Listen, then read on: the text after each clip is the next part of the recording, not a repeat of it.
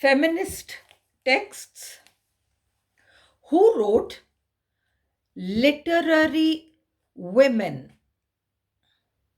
Literary women किसने लिखा? तो आंसर है Ellen Moers. She was an American scholar. She established the existence of a strong 19th century tradition of international women writers. तो literary women नाम की किताब में एलन मोअर्स ने बहुत सारे इंटरनेशनल women राइटर्स का हवाला दिया है और इसी किताब में उन्होंने एक टर्म बनाया है फीमेल गोथिक. आपको मीनिंग समझने की जरूरत नहीं है, आपको सिर्फ पता होना चाहिए कि एलन मोअर्स और उन्होंने लिटरेरी वुमेन नाम की बुक लिखी है जिसमें उन्होंने फीमेल गोथिक का रेफरेंस दिया है. ये एक टर्म है. Next question. Who wrote the female imagination? Book का नाम है फीमेल इमेजिनेशन और उसका सब टाइटल है literary and psychological investigation of women's writing.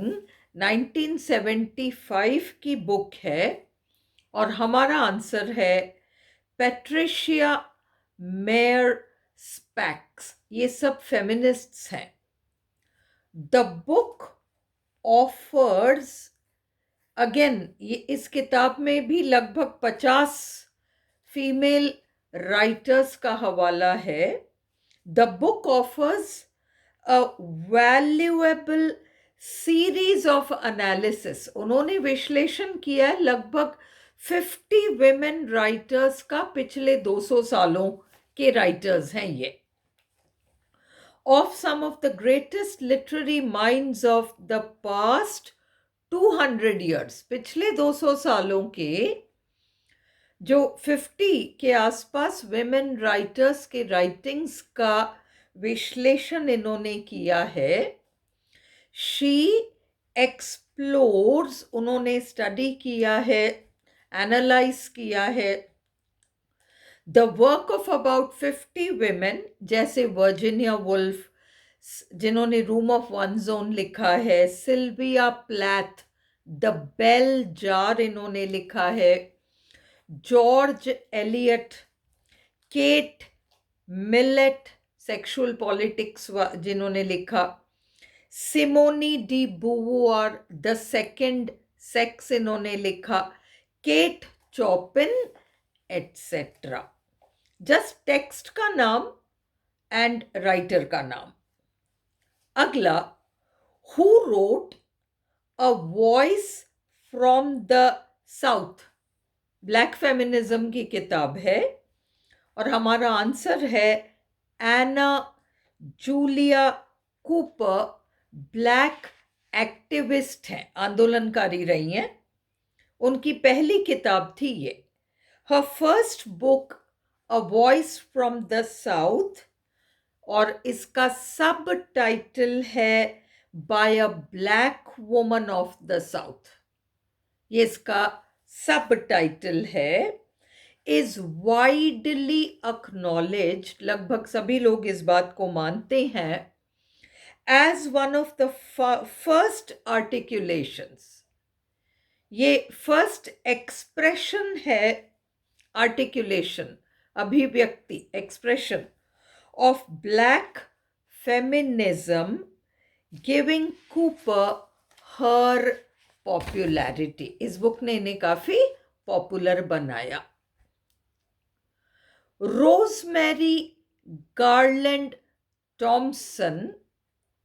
Rosemary Garland Thomson का मिसफिटिंग वर्ड या टर्म से क्या मतलब है? Rosemary Garland Thomson, What does Rosemary Garland Thompson mean by misfitting? Answer: a lack of fit. जब हम adjust नहीं कर पाते, मतलब हमारी बॉडी जब एडजस्ट नहीं कर पाती अन्य लोगों के बीच, इंस्टेड ऑफ सेइंग मैं अन्य लोगों के बीच एडजस्ट नहीं कर पा रही, मेरी बॉडी अन्य लोगों के बॉडीज के बीच एडजस्ट नहीं कर पा रही, तो इस तरह का जो आइडिया है एडजस्ट नहीं कर पाना, ये मिसफिटिंग है. A lack of fit between body and world, हम दुनिया में एडजस्ट नहीं कर पा रहे अन्य लोगों के बीच, and between our bodies and other peoples, हम और दूसरे लोगों के बीच हमारा एडजस्ट नहीं कर पाना.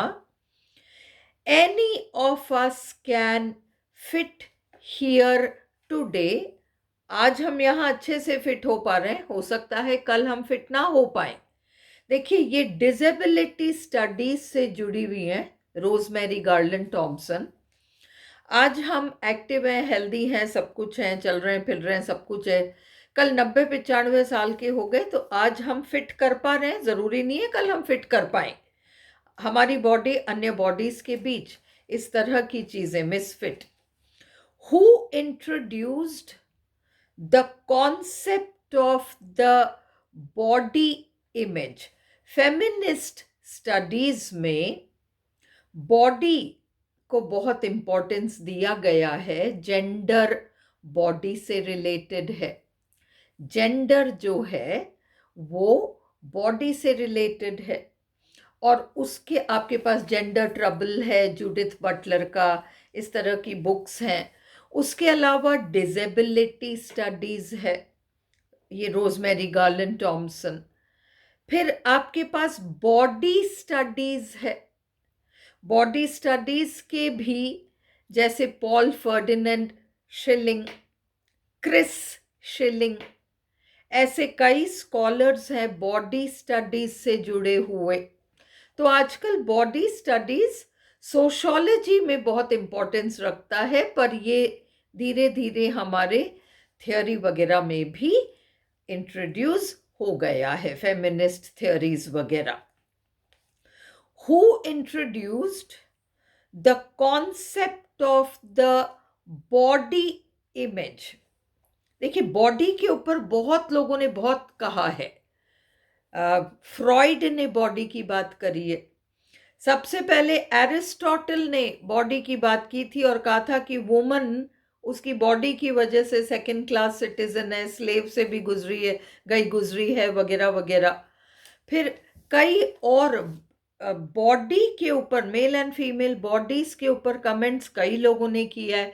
जनरली बॉडी के ऊपर मिशेल फोको ने बात की है, डिसिप्लिन एंड पनिश, कैसे बॉडी को कंट्रोल किया जाता है, डोसाइल बॉडीज बनाई जाती हैं.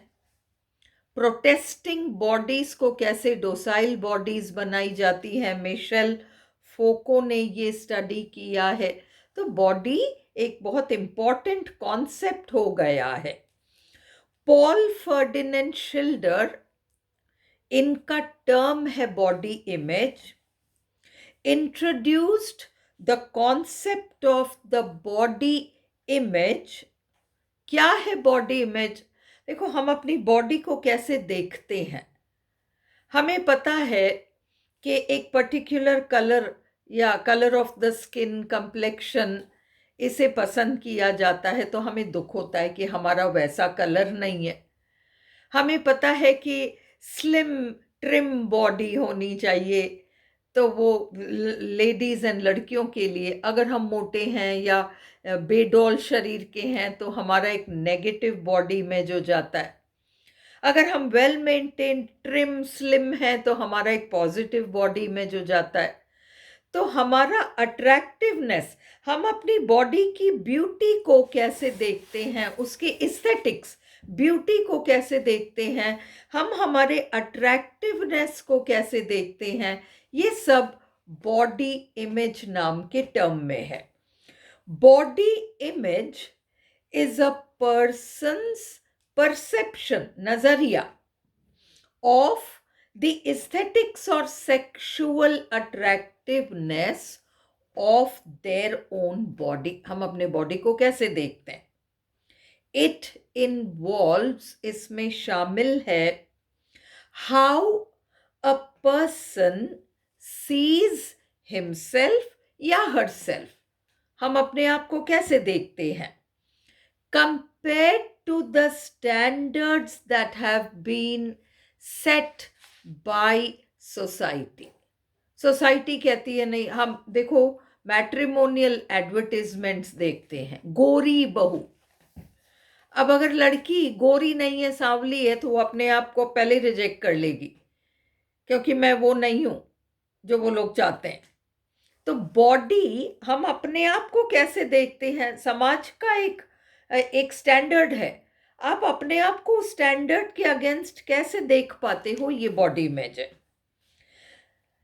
Compared to the standards that have been set by society, समाज ने जो मापदंड बना रखे हैं. Body image consists of the ways people view their own appearances. हम अपनी शक्ल, सूरत, अपीयरेंस, रंग, रूप, उसको हम कैसे देखते हैं. And their overall attitudes towards their own height. नहीं मेरी हाइट कम है, नहीं मेरा शेप ऐसा है, नहीं मेरा बॉडी वेट ऐसा है, हम जो फील करते हैं. All these are shaped. हमारा नजरिया शेप होता है, मतलब उसको आकार मिलता है by prevalent social and cultural ideas. आज की तारीख में समाज में जो मापदंड हैं, हमारी संस्कृति के अकॉर्डिंग या समाज की जो मांग है, body image can be negative और positive. Paul Schilder wrote the image and appearance of the human body. Text का नाम है ये, याद रखना है हमें. Studies in the constructive energies of the psyche. ये पॉल फर्डिनेंड शिल्डर की किताब है. Which feminist wrote the reproduction of motherhood, और दूसरी किताब द पावर ऑफ फीलिंग्स. ये दो किताबें हैं, एक है द रिप्रोडक्शन ऑफ मदरहुड, दूसरा द पावर ऑफ फीलिंग्स. किसने लिखा? नैन्सी चोडोरो. ये आपको याद रखना है, बस ओनली द नेम्स. फिर मिशेल फोको ने हिस्ट्री ऑफ सेक्सुअलिटी लिखी है, और ये हिस्ट्री ऑफ सेक्सुअलिटी 3 तो उनके लाइफ टाइम में छप गई, और 4th जो है उनके मरने के बाद पोस्ट्यूमसली छपी है. तो हमें ऑल 4 के names and years of publication पता होना चाहिए. What were the titles of the volumes of Foucault's The History of Sexuality? किताब है द हिस्ट्री ऑफ सेक्सुअलिटी. जैसे हमारे यहाँ इंडिया में कामसूत्र है, तो उस तरीके से इन लोगों का तो बहुत बाद में आया है, अपना तो बहुत बहुत पुराना है. तो वॉल्यूम 1 का नाम है the will to knowledge 1976. Volume 2 का नाम है यूज ऑफ प्लेजर 1984. वॉल्यूम 3 का नाम है the care of the self, ये भी 1984. और वॉल्यूम 4 उनके मरने के बाद छपा, कन्फेशंस ऑफ द फ्लैश, 2018 में छपा है. इट वॉज पोस्ट्यूमसली पब्लिश्ड, उनके मरने के बाद छपा है. फिर अब हम एक बहुत इम्पॉर्टेंट क्वेश्चन की ओर जा रहे हैं, और ये जो क्वेश्चन है ये एक बहुत इम्पॉर्टेंट टेक्स्ट से जुड़ा हुआ है, mad woman in the attic by Sandra Gilbert and Susan Gubar. इन दो फेमिनिस्ट राइटर्स ने मिलकर ये बुक लिखी है, mad woman in the attic. और कहीं ना कहीं किसी वीडियो में पहले मैंने बताया ज़रूर होगा कि जेन एयर नाम की एक नॉवल शार्लट ब्रॉन्टे नाम के नॉवेलिस्ट ने लिखा है। उसके जो हीरो हैं रॉचेस्टर, वो रॉचेस्टर की वाइफ है बर्था मेसन। बर्था मेसन एक कॉलोनाइज्ड कंट्री की अमीर घराने की लड़की है जिसको रोचेस्टर ने शादी तो कर ली, और उस वाइफ को पागल बताया है और उसे ऊपर वाले कमरे में बंद करके रखता है, एटिक में, ऊपर वाले कमरे में। तो ये जो है, यही है वो mad woman, Bertha mason Rochester. तो उसके ऊपर लिखा गया है ये इनका mad woman in the attic, जो कि इन दो फीमेल राइटर्स ने ये जो बुक लिखी। और अब हम बात करते हैं दो टर्म्स की, एंग्जायटी ऑफ ऑथरशिप, दूसरा anxiety of influence. Anxiety of influence Harold Bloom नाम के लिटरेरी क्रिटिक का टर्म है, anxiety of influence. Harold Bloom का कहना है, सपोज आज मैं किसी टॉपिक पर बुक लिखूं, उस टॉपिक पर मुझसे पहले दो तीन लोगों ने, कई लोगों ने लिख दिया होगा, पर दो तीन लोगों ने विशेष रूप से मुझसे पहले लिखा होगा। एक तरीके से वो मेरे पिता हो जाते हैं, वो जनक हैं, मैं पुत्र हूं, वो पिता हैं, क्योंकि उनसे प्रभावित होकर मैं लिख रहा हूं। तो हमें हमेशा चिंता रहती है कि वो लोग, उन लोगों के कंपैरिजन में मुझे कैसे देखा जाएगा, उन लोगों के कंपैरिजन में मुझे कैसे समझा जाएगा। ये है anxiety of influence Harold Bloom के अनुसार। और हैरल्ड ब्लूम कहते हैं कि हर राइटर को ये जो एंग्जायटी ऑफ इन्फ्लुएंस है, इसको तोड़कर अपनी आवाज़ उठानी चाहिए। ये डरना नहीं चाहिए कि मुझसे पहले जिन लोगों ने कहा उनसे मेरा कंपैरिजन कैसे हो जाएगा, नेगेटिव कंपैरिजन होगा, पॉजिटिव कंपैरिजन होगा, ये सब हमें नहीं देखना चाहिए। ये हैरल्ड ब्लूम ने कहा है। और इसी बात को ये दोनों महिला राइटर्स एंग्जाइटी ऑफ ऑथरशिप तक ले जाएंगी। पहले हम एंग्जाइटी ऑफ इन्फ्लुएंस को समझ लें।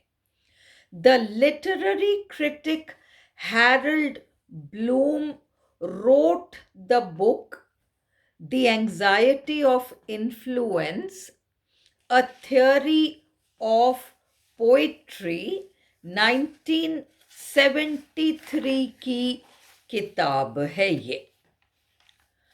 Bloom's central thesis is, Bloom का जो मेन आइडिया है, Bloom's central thesis is, Bloom का सेंट्रल आइडिया ये है दैट पोएट्स आर हिंडर्ड, कि राइटर्स, पोएट्स के लिए अवरोध बन जाता है, ब्लॉक बन जाता है इन देयर क्रिएटिव प्रोसेस। जब वो लिखने बैठते हैं, लिखने की कोशिश करते हैं, तो एक ब्लॉक बन जाता है ये विचार कि मुझसे पहले जिन लोगों ने इस बारे में लिखा उनके साथ मेरा कंपैरिजन कैसे होगा। Because of the ambiguous relationship, doubtful सा संबंध है, दे नेसेसरली मेंटेन आज मैं लिख रही हूँ तो मेरा एक डाउटफुल सा संबंध है मुझसे पहले इस विषय पर लिखने वाले अन्य राइटर्स के साथ। दे नेसेसरली मेंटेन, जो कि कोई भी राइटर मेंटेन करता है, विथ प्रीकर्सर पोएट्स। मुझसे पहले जो प्रीकर्सर, पहले जो आ गए या बीत गए या मुझसे पहले जो कवि लोग थे, उनके साथ मेरा कंपैरिजन कैसे किया जाएगा। This is Bloom's theory. Bloom का ये मानना है that the developing writer must struggle, कि जो डेवलपिंग राइटर है, मतलब आज जो लिख रहा है उसे संघर्ष करना पड़े तो उसे संघर्ष कर लेना चाहिए और उस जंजीर को तोड़ने की कोशिश करनी चाहिए। टू ब्रेक फ्री, अपने आप को वो आजाद करने की कोशिश करे from his most immediate direct influences. मुझसे तुरंत पहले जिन लोगों ने इस पर्टिकुलर विषय के बारे में लिखा, उनसे मैं अपने आप को मुक्त करने की कोशिश करूं, to form his own voice, ताकि मेरी आवाज स्पष्ट सुनाई दे सके और मैं बिना डरे, निडर होकर अपनी बात को कह सकूं, बगैर सोचे कि मेरे को कंपेयर कैसे किया जाएगा। गिलबर्ट एंड गोबार in the Mad Woman in the Attic extend, आगे बढ़ाते हैं एंजाइटी ऑफ इन्फ्लुएंस को। This mail oriented model, anxiety of influence वाले हैरल्ड ब्लूम और अन्य मेल क्रिटिक्स एंड राइटर्स ऐसा सोचते हैं जैसे पुरुष ही लिखता है, बस महिला तो कोई काम की कुछ लिखती नहीं है। दिस मेल ओरिएंटेड मॉडल, इस पुरुष प्रधान मॉडल को इन दोनों फीमेल राइटर्स ने फीमेल्स तक आगे बढ़ाने की कोशिश की है। टू इनकॉर्पोरेट, उन्होंने शामिल करने की कोशिश की है, incorporate a female anxiety of authorship. Anxiety of authorship women writers के लिए यूज हुआ है, विमेन राइटर्स के लिए यूज हुआ है कि वुमन राइटर, जब एक औरत लिखती है तो उसको लगता है कि मेरा तो जैसे कोई पिता ही नहीं है, क्योंकि बहुत कम फीमेल राइटर्स है ना, तो आज जो लिखेगी उसको लगेगा कि पता नहीं मेरे से पहले कोई था भी या नहीं, तो अगर मेरे से पहले कोई नहीं था तो मैं कहाँ से हूं, मैं तो हूं ही नहीं, फिर वो अपना अस्तित्व ही माइनस कर जाती है। Where by lack of predecessors, predecessors मुझसे पहले कोई था ही नहीं, makes the very act of writing problematic. इसलिए मैं क्या लिखूं, सबसे बड़ी समस्या तो ये है कि मुझसे पहले कोई था ही नहीं, तो जब मेरे माँ बाप ही नहीं है तो फिर मैं कहाँ हूं, अपने आप को जीरो कर लेना। Anxiety of authorship female writers के साथ जुड़ा हुआ है, anxiety of influence Harold Bloom का टर्म है। Gilbert and Gubar build their idea, Gilbert और गोबार ने अपने इस आइडिया को वर्जीनिया वुल्फ के विचारों के ऊपर बिल्ड किया है। built their idea on Virginia Woolf's analysis of the difficulty, कि कितनी बड़ी परेशानी है, that they कौन है, महिला writers, women writers had no tradition behind them। हम जिस टॉपिक पर लिखना चाह रहे हैं, हो सकता है हमसे पहले किसी ने इस विषय पर कुछ कहा ही ना हो, तो हमारा तो जैसे हमारे माई बाप ही नहीं है, तो हम कैसे लिखें। हम mad woman in the attic को आगे बढ़ा रहे हैं। इसका सब टाइटल है the woman writer and the 19th century literary imagination, 1979 की बुक है ये। आपको ये बुक अच्छे से पता होनी चाहिए। द राइटर्स, ये जो Susan Gubar and Sandra Gilbert हैं, एग्जामिन, किस चीज का एनालिसिस करते हैं? विक्टोरियन लिटरेचर, विक्टोरियन एज की विमेन राइटर्स को फ्रॉम अ फेमिनिस्ट पर्सपेक्टिव, महिलाओं के नजरिए से।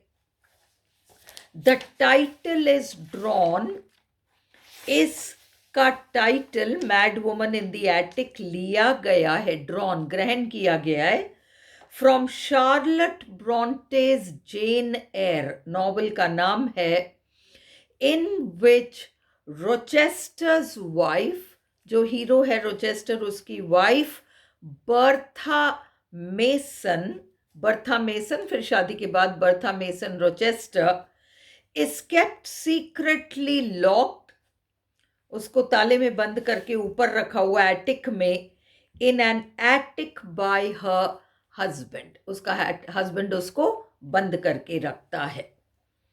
The text specifically examines, mad woman in the attic में एग्जामिन किया हुआ है कुछ विक्टोरियन महिला राइटर्स को, जैसे Jane Austen, Mary Shelley, Charlotte Bronte, Emily Bronte, George Eliot, Elizabeth Barrett Browning, Christina Rossetti and Emily Dickinson, इनको स्टडी किया गया है। In their work, Gilbert and Gubar examine the notion, वे इस आइडिया को study करते हैं that women writers of the 19th century created only two kinds of female characters। हमने देखा था ना, या तो सावित्री या शूर्पणखा, एंजल या मॉन्स्टर, दो ही तरह के रूप हैं जैसे महिलाओं के। विक्टोरियन एज की विमेन राइटर्स ने दो ही तरह के विमेन कैरेक्टर्स को बनाया है, द एंजल और the monster, and this was because mail writers tended, पुरुष लेखक ऐसे ही उनकी टेंडेंसी थी, प्रवृत्ति थी, टू कैटेगराइज फीमेल कैरेक्टर्स, वे महिला कैरेक्टर्स को या तो प्योर एंजेलिक विमेन, फरिश्तों जैसी, और रिबेलियस, क्रांतिकारी विद्रोही, अनकेम्प्ड, बिखरे बालों वाली मैड विमेन की तरह पोर्ट्रे करते थे। ऐसा करके मेल राइटर्स विमेन, सोसाइटी के विमेन को ये कहना चाहते थे कि देखो तुम वो एंजल की तरह बनो, नहीं तो डायरेक्ट मॉन्स्टर जैसी हो जाओगी। बीच की कोई जगह अवेलेबल नहीं थी, महिला को या तो देवी ही बन के रहना अलाउड था, और नहीं तो वो राक्षसी कहलाने को रेडी हो, इस तरह का आइडिया। अब mad woman in the attic में एक बहुत इंपॉर्टेंट कंपैरिजन उठाया गया है इन दोनों राइटर्स के द्वारा, the metaphor of literary paternity. हमने देखा ना, ये फादर ट्रेडिशन, अगर मैं एक राइटर हूं तो मेरा कोई, मुझसे पहले कोई जैसे बीते हों, तो ये जो जीएम हॉपकिंस वगैरह आपके पोएट्स हैं, इन लोगों का मानना था कि लेडी तो लिख ही नहीं सकती, पुरुष ही है लिखने वाला, और इसलिए pen is equal to penis, जो मेल सेक्सुअल ऑर्गन होता है। ये कंपैरिजन उठाया है इन दो फीमेल राइटर्स ने।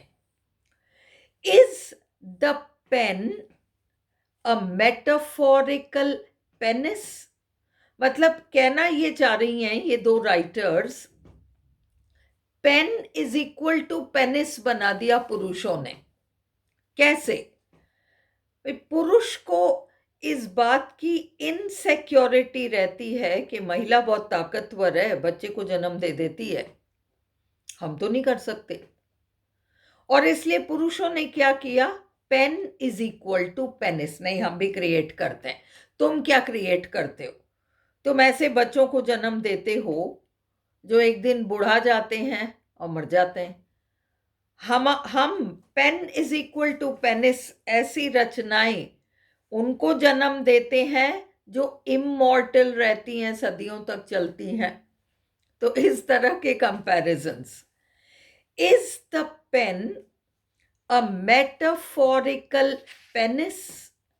क्या pen is equal to penis है कि भाई पुरुष के पास वो फिजिकल सेक्सुअल ऑर्गन है तो उसका पेन जो है क्रिएट करता है लिटरेरी वर्क्स को, जैसे वुमन के सेक्सुअल ऑर्गन्स हैं जो भी हैं उसके, उससे वो बच्चे को क्रिएट कर रही है।